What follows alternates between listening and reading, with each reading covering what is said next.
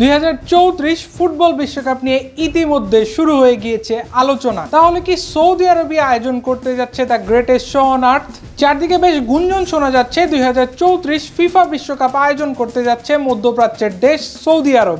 যদিও এই ব্যাপারে কোনো আনুষ্ঠানিক ঘোষণা আসেনি। চলতি বছরের শেষের দিকে বিশ্বকাপ আয়োজক নিয়ে ভোট হওয়ার কথা রয়েছে। তবে ধারণা করা হচ্ছে বিনা প্রতিদ্বন্দ্বিতায় সৌদি আরবের নাম ঘোষণা হতে পারে, যার অংশ হিসেবে সৌদি তাদের দেশের ফুটবলে আনে ব্যাপক সংস্কার। লিগ আকর্ষণীয় করতে খরচ করছে অডেল অর্থ, যেখানে ইতিমধ্যে এসে খেলতে শুরু করছে রোনালদো, নেইমার, সাদিও মানে সহ বহু নামি দামি ফুটবলাররা, যার ফলশ্রুতিতে 2034 ফিফা বিশ্বকাপ আয়োজনে নিজেদের আগ্রহের কথা জানিয়েছে সৌদি আরব। আর সম্প্রতি সৌদি আরবের বিশ্বকাপে স্বাগতিক হওয়ার প্রস্তাবে পূর্ণ সমর্থন জানিয়েছে ব্রাজিলের তারকা ফুটবলার নেইমার। আল হিলালের এই ফরওয়ার্ড আশা করছেন সৌদি আরবে বিশ্বকাপ হলে সেটা হবে সবার জন্য আকর্ষণীয়। সামাজিক যোগাযোগ মাধ্যম টুইটারে নেইমারের একটি ভিডিও প্রকাশ করেছে তার ক্লাব আল হিলাল, যেখানে নেইমার বলছেন, সৌদি আরবে বিশ্বকাপ আয়োজনের খবরে আমি বেশ খুশি হয়েছি।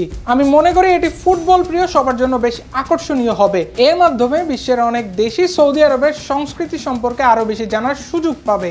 এদেশের প্রত্যেকের জন্যই এটি হবে এক অনন্য অভিজ্ঞতা। এই সুযোগ তাদের প্রাপ্য ছিল। 2023 সালের অগাস্টে ফরাসি ফুটবল ক্লাব পিএসজি থেকে সৌদি পেশাদার লিগের প্রথম সারির দল আল হিলালে যোগ দেন নেইমার জুনিয়র। তবে চোটের কারণে 2023 সালের অক্টোবর থেকে আর মাঠে নামা হয়নি তার। সৌদি প্রো লিগে 32 বছর বয়সী এই ফুটবলার খেলেছেন মাত্র 3 ম্যাচ।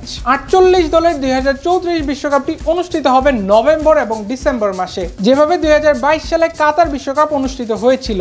শেষ পর্যন্ত মরুর বুকে মিলবে কি ফুটবলের ছোঁয়া? সেই প্রশ্নের জবাব পাওয়া যাবে খুব শীঘ্রই।